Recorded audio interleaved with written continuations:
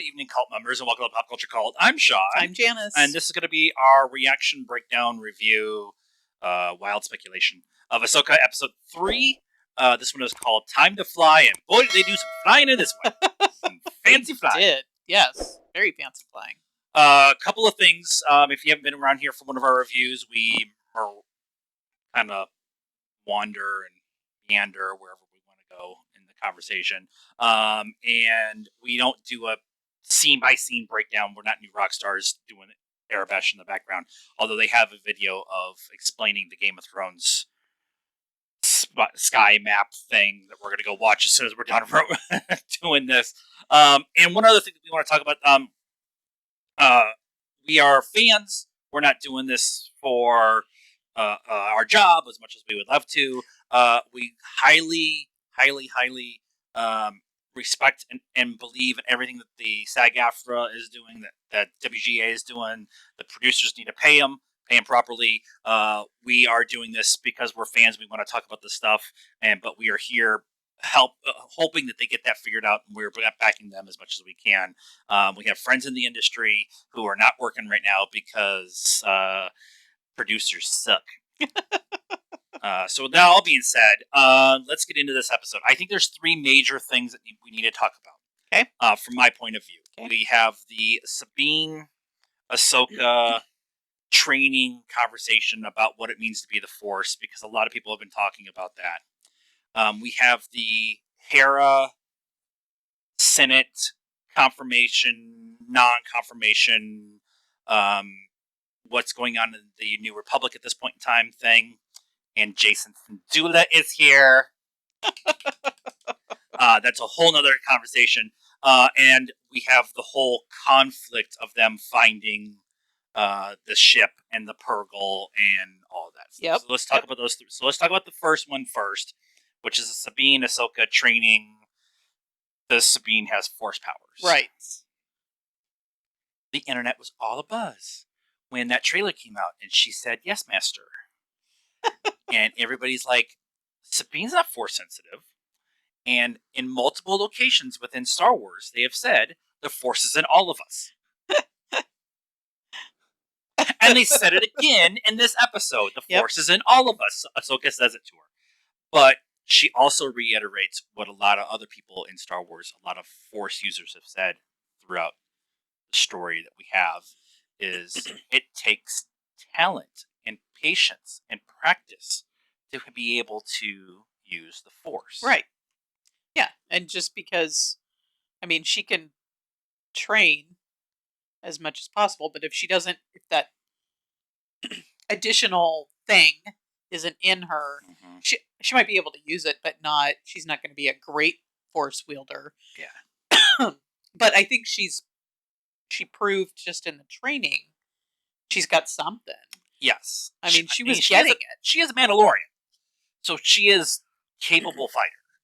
Right, but she had not the blast shield. It was more like a blast fencing mask. Fencing mask, yeah. Yeah. But when she wasn't frustrated and she was actually focusing, she did figure out where Ahsoka was, and she did, block, and they threw some shots. So it's there. She's just gotta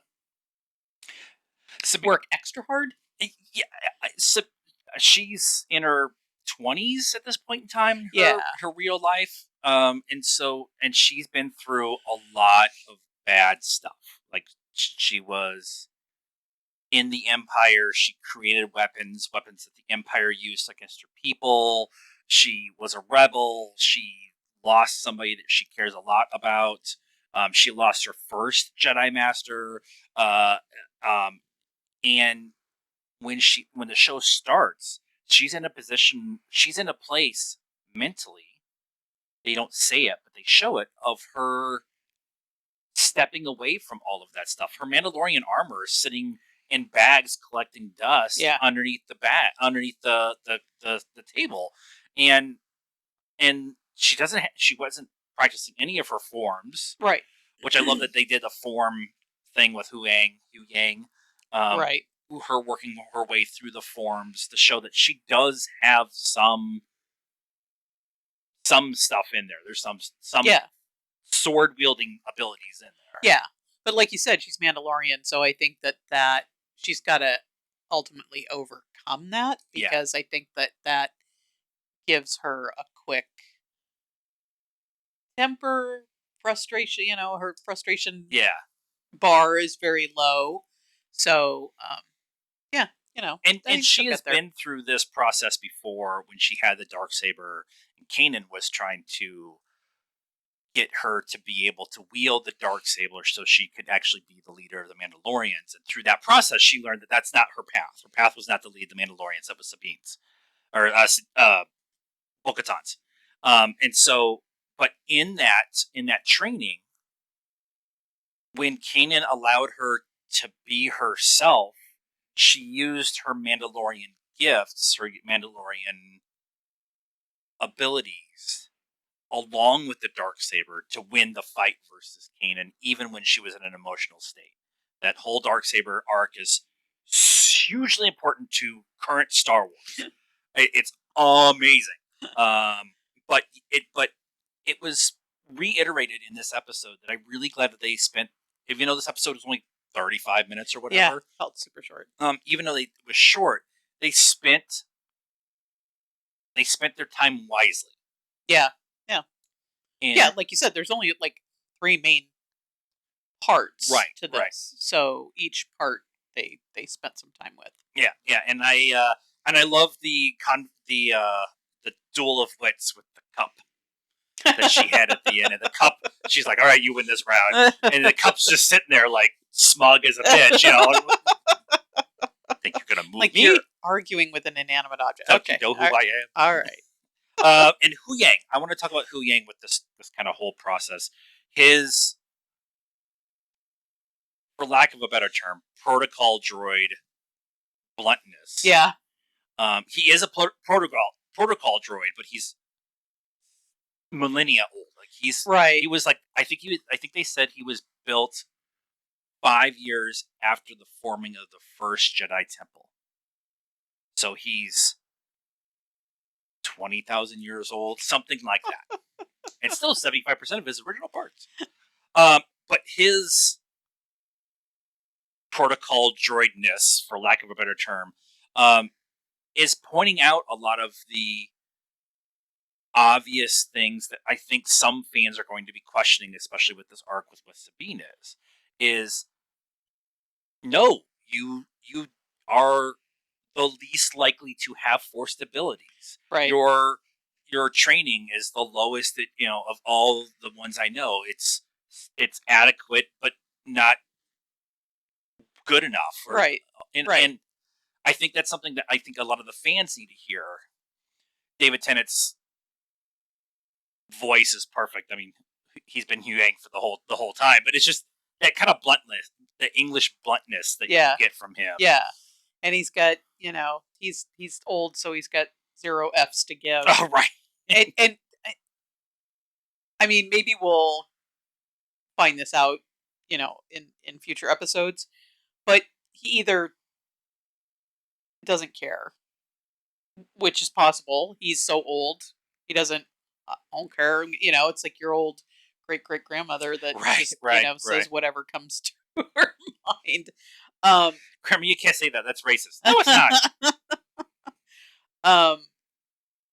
Or he's reverse psychology, her psychoanalyzing, however you say that.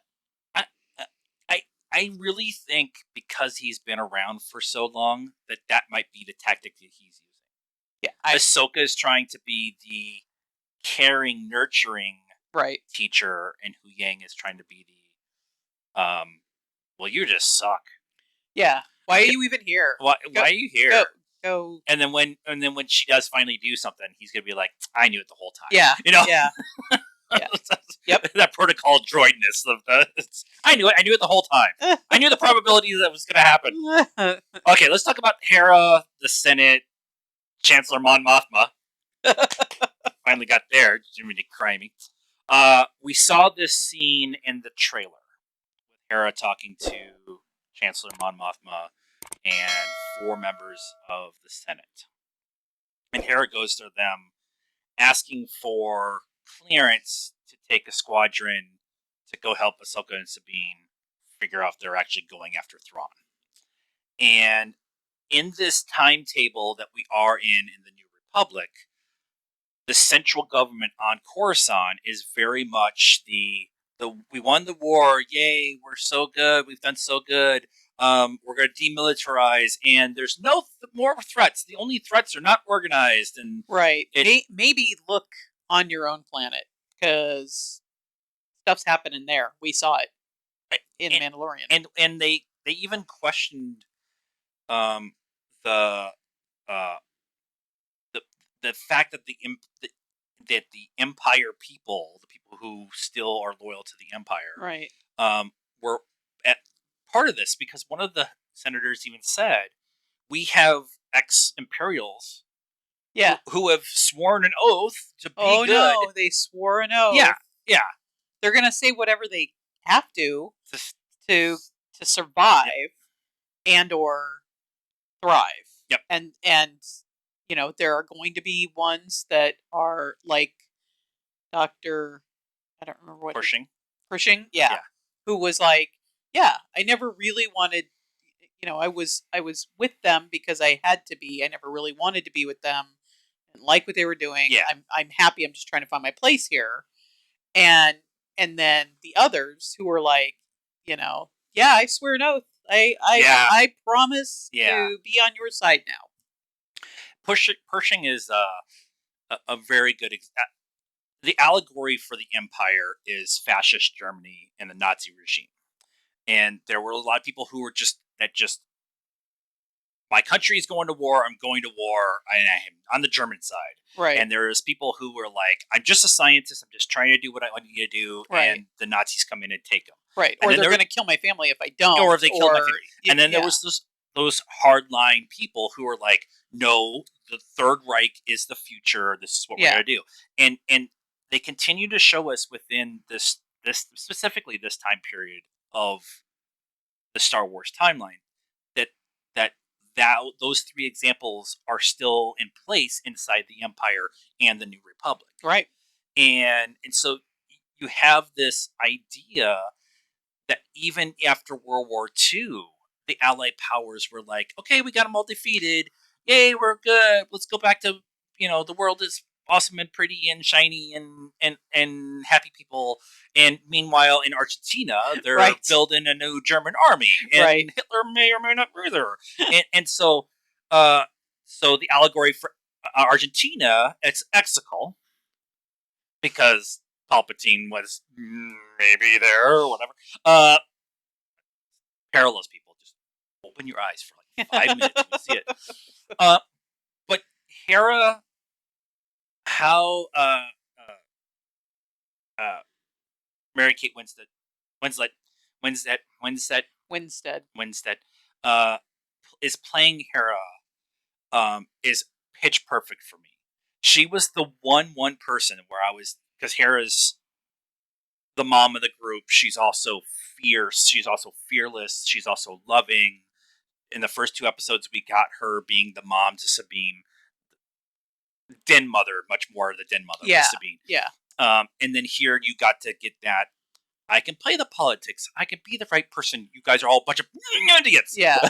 Yeah. In one little, whatever, 5-minute scene. Yeah.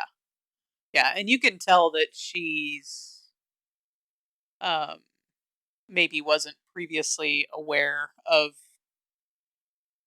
how things were. And I like Mon Mothma knows Yeah, she's on Coruscant and she's seeing stuff, and she has connections outside, yeah, out in the outer world, so she knows that this stuff is happening, but she can't say anything because then they'll be like, "How do you know this?" Right? right, So she's right. got to play it cool, and now Hera's like kind of coming to the realization that these people are not on our side, and Yeah, more and is happening out there than there's a lot. There's a lot of blind eyedness going on at this point in time in the Republic because nobody wants to go to war. And she even points out, I the way to stop another war is to stop it before it actually happens. Yeah. Well, and I feel like, you know, Coruscant, as we've seen in Andor and in Mando season in 3. Mando, Yeah. um, is all about the excess, right? So there's a lot of people there that are just living off the fat, and they don't want to, they don't want to think about it. They're just having a good time and Yep. riding in, these nice cars and living in these nice houses, and it's the people on the outer worlds who are actually seeing this stuff still happening. It's part of the reason why they actually end up moving the capital of the galaxy from Coruscant to Hosnian Prime. Right. Is to kind of do a fresh start of that idea of everybody, that so many people have been living off the fat of the land here for so long that we need to just do a complete reset of everything. And Hera just wanting to do what she knows is right, not Yeah. thinking that it's right, just knowing that it's right, that we need to go out and make sure that Thrawn does not show back up. Right. Because if Thrawn shows back up, he is going to be able to be the one who brings everybody back together. Now, in the timeline as we sit right now, the Battle of Jakku happens about a year and a half after the second Death Star blows up. Okay. Jakku is the big final empire trying to do one big push to get back together. It's part of the final order kind of thing. And Ray Sloan is the one who is kind of the de facto admiral who has to kind of fight for her position inside the remnants of the fleet. And she's the one who actually is tasked with taking the good parts of the empire, the good parts of the fleet, and leaving, which it ends up being Exegol. So all of the stuff that's sitting out in the empire at this point in time in the timeline, which were like 8-10 years after the second Death Star, so all of those pieces are just local warlords. Yeah. Like they've been doing in Mandalorian. All of them have been fighting for power or fighting for the scraps or whatever. But if someone like Thrawn, who is respected by most of the fleet, even though he's an alien, it is feared by those who don't respect him, and he is a tactical genius. And if people know that Thrawn is back, those warlords are all going to flock to him. And so, if Hera is trying to do this, hey, let's stop this from ever happening. Let's put our resources behind that. But then those senator douchebags are saying, didn't your friend disappear with? Didn't your friend Ezra Bridger Yeah. disappear with Thrawn? Yeah. Isn't this just another attempt for you to go find him? Yeah. And I love that she was offended, but it was not wrong. Right. Yeah. I really feel like she kind of answered that the best way possible, because it's almost a setup. Yeah. Question, right? Well, yeah, we all know that. So anyway, I answer this, if I play affronted, you're gonna call BS, and Right. if that's a no-win question. Yep. So I felt like she answered that the best way that she possibly could. But I wonder if Mon will contact her on the sly or do anything to help, because I know that she's got to understand how big of a deal this is. Yeah. Uh, the Hera, the Ghost crew were the people who saved Mon Mothma when she was defecting from the Empire. Yeah. So she has a soft spot for her. Yeah. And so I think they'll backdoor some. Yeah. She'll backdoor something for her. Yeah. We got confirmation of Jason Syndulla. Thank God. Okay, we can move on. We are now on to Hondo Watch 2.0. Hondo is going to show up. It's going to be the next episode or episode 5. It's because she's going to go to friends that she knows that she can get help from. Yeah. It's Hondo's on top of the list. Rex is on top of the list. Like it's going to happen.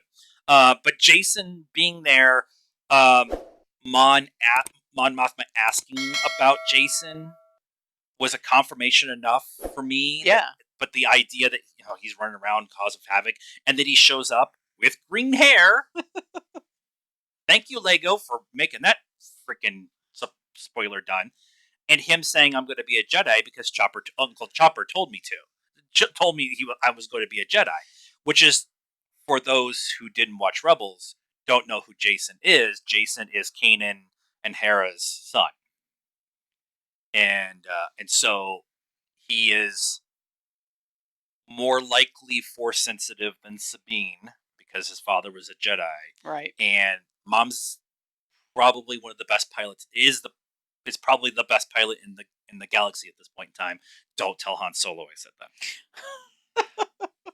that. So he's got all the abilities to do whatever, but him being there just ties a nice little bow on that conversation. He's there. He's part of what's going on, and we can move on to Hondo Watch.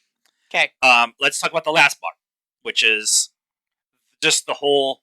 What did I say? The training And the flying, the ring, and so the whole just we're gonna get a full on 10-12 minute fight scene in space with what we know because we were there, practical models fighting in space like a real Star Wars movie on a TV show. Yep. It was awesome. You got Sabine kind of doing her best, Finn her best, Yeah. who's doing his best, Luke, uh, fighting in the turret. Yeah. And then her and Ahsoka falling back into their old routines of you do this, you do that kind of thing. Hu Yang just making them fly closer and closer and closer to the ship, and then they finally. You were 2 seconds ago. You were complaining that you weren't gonna make it. You guys were all gonna get blown up, right? And now you're like closer, closer, closer. Okay, right. But that whole, and then it was Shin and Modrock, were two of the pilots. We knew everybody else was going to die. Except those two. Of them. We got to hear Marrock talk. Yeah. A lot more in this episode. There's the next wild speculation that's going on is who he is. Right. I've been saying the eighth brother. Some people are saying that's Ezra. It's not Ezra. Mention that right now. That is not Ezra. Some people are saying it's Starkiller, a version of Starkiller. Starkiller was from the Force Unleashed game that Sam Witwer actually mocapped and voiced. It was Vader's apprentice, who went back to the light side.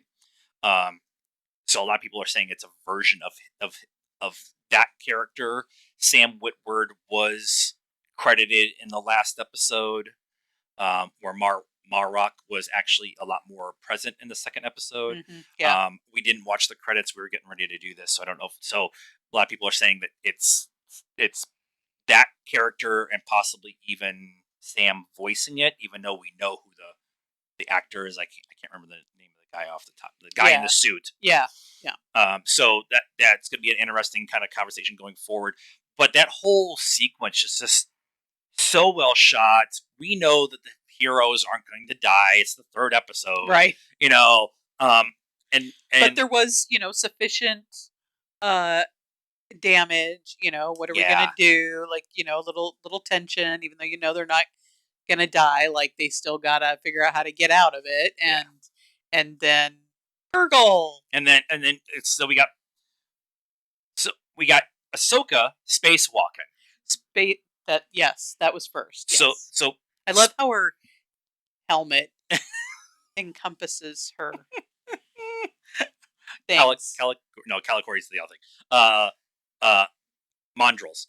Her dreads. Totally her dreads. Before you get all hissy, that was a reoccurring theme in Clone Wars. Like, they would put their spacesuits on because they were in the middle of a war. So Kenobi had a spacesuit. Kenobi had armor. Anakin had armor and a spacesuit.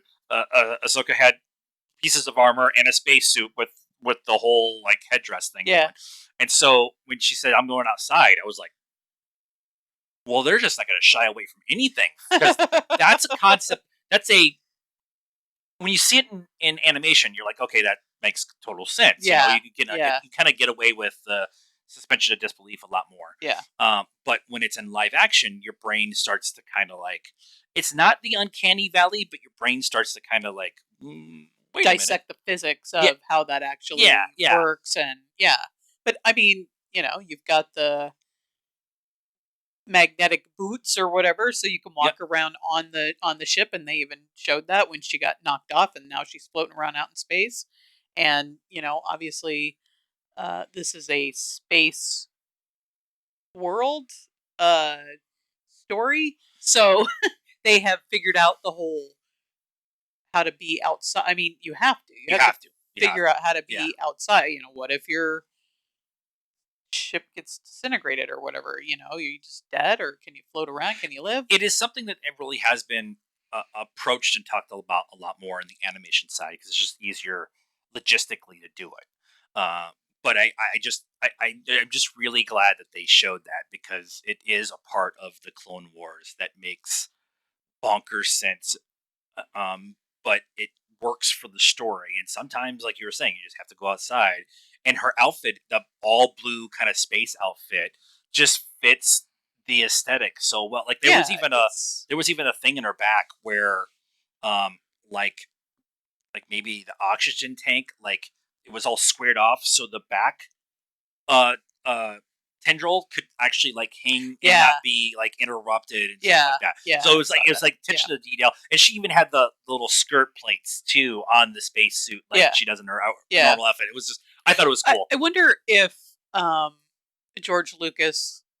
I've never really heard him talk about it, but I wonder if that was kind of a choice when he was doing like the original Star Wars, is to just sort of differentiate it from Star Trek in that, we're not, they don't go outside in space, and it's just kind of followed down. They go outside on a planet, but they Yeah, don't go outside in space. yeah. I think when they originally with the original Star Trek and the original Star Wars trilogy, it was just a practicality thing.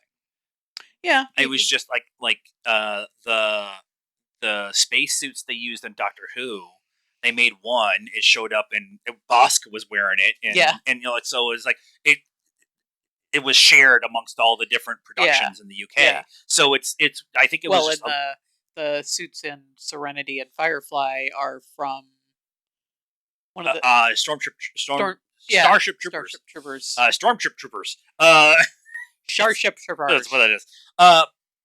And then the Purgle. They actually spent time explaining what the Purgle is. I'm so Yeah, glad that they did this because we had a whole episode in Rebels where Hera hated the Purgles because they weren't doing anything. They were just showing up and eating space, some gas in space that was charging them up so they could jump to the next like uh like how great um like sperm whale eat the plankton. They just open their mouth and do the. yeah, It's the I same. know. It's the Yeah, same thing. yeah, And so Hera hated them because they kept interrupting shipping lines and yeah, whatever.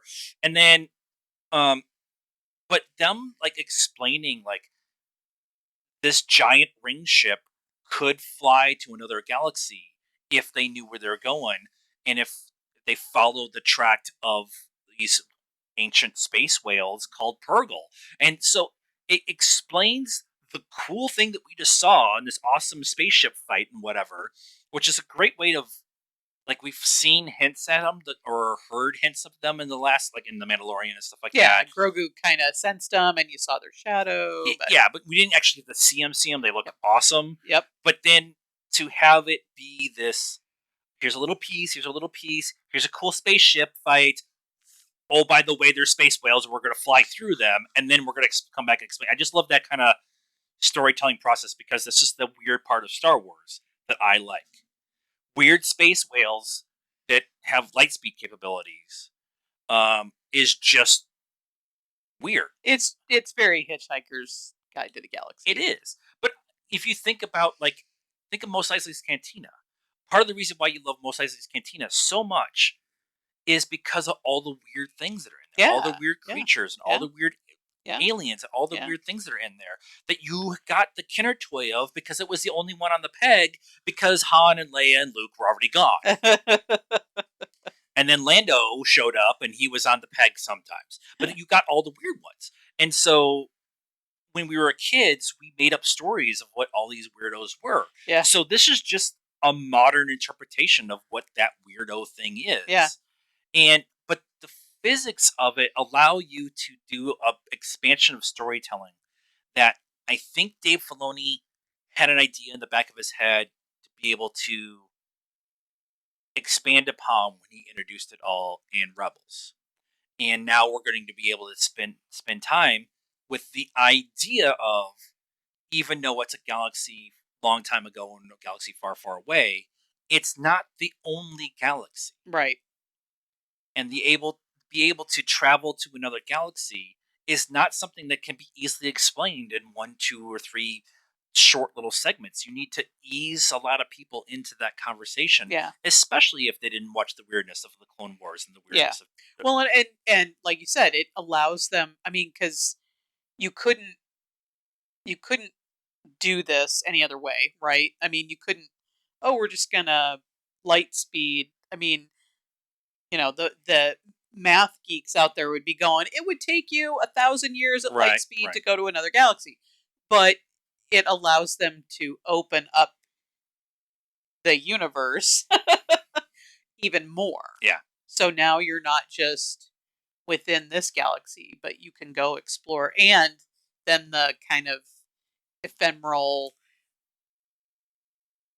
world between worlds, you've got that whole thing that you yep. can explore. If you So, explain the Purgle and explain it correctly, people are more accepting of a much more difficult concept to understand, like the world between yeah. worlds. But it just opens up the whole story and the whole Yeah, universe, the whole Star Wars thing, yeah, story, yeah. even bigger and more, and you can go new aliens and new bad guys and new good guys and new spaceships and new Uh, everything. uh, uh, uh, Star Wars Explained talked about this. I watched it today, so it was this week. And they talked about that there's other galaxies within Star Wars. In fact, at the end of Empire Strikes Back, Luke and Leia are looking out the window at a galaxy. Now, it's just a cool shot. A galaxy isn't going to be able to be seen like that from a window of a spaceship as you're Right, going by, but right. it's a cool shot. It's kind of a visual example. In Legends, there's a couple different galaxies that interact with with the Star Wars galaxy. Um, but this is the first kind of real iteration of a proper. There's been a race that have been talked about in another galaxy coming to the Star Wars galaxy in canon. I cannot. Uh, it starts with an R. It was the crystal that um, in Andor. Oh, right. I cannot remember. Yeah. They are from a different galaxy. Yeah. Oh, okay. But that's just a mention. It's not like a proper Yeah. like kind of talk. Yeah. Um, Rallian. I can't remember what it is. But so there's that concept of there's other galaxies that could interact with each other. Right. And even in the star map, they showed the galaxies kind of overlapping each other. Yeah. And stuff. And Yeah. so, But they still gotta. I mean, the best you could do is the closest ones to you. You're not yeah, going to be able to go um, way out, yeah, explore, yeah. brave new worlds and new civilizations. A little bit of a speculation for next week. We should get the Balin Ahsoka fight. They're both on the planet together. Right. Balin sent his goons to go find And them. I think I remember in the previews, it kind of seemed like that um, area that he's standing when he tells everybody to go find her. That seemed like the same kind of setting. Yeah. That the two of them fought in. So yeah, I would assume that's it. That fight is coming, and then the Shin and a Sabine fight. I think will because that was all in the forest and stuff like that. Yeah. So that would be you got to have master versus master and Padawan versus Padawan. yeah, and we haven't had a Padawan versus Padawan fight, but it wasn't really fair. Sabine's not she's still not up to speed, but whatever. Right. She's a little more up to speed It's now. a little bit more speed, but still her form is adequate, but not good enough. Thank you, Huye. But I think that would be everything that we've seen from the trailers in the first Okay. 4 episodes, and then Okay. we have the Four more. 4 more after that. So that let us know what you. That was it. I think that's everything we wanted to Yeah. cover. We went the same length as the episode, and there was only 3 things that we wanted to talk about. So let us know what you thought of this episode and our reaction and discussion about it in the comments down below. Please be nice. It's a requirement around here. Like this video, subscribe to the channel, hit the bell for notifications, and follow us on all the social media stuff, Facebook, Instagram, Twitter, and TikTok. Links in the description down below. And until next time, cult members, good afternoon, good evening, and good night.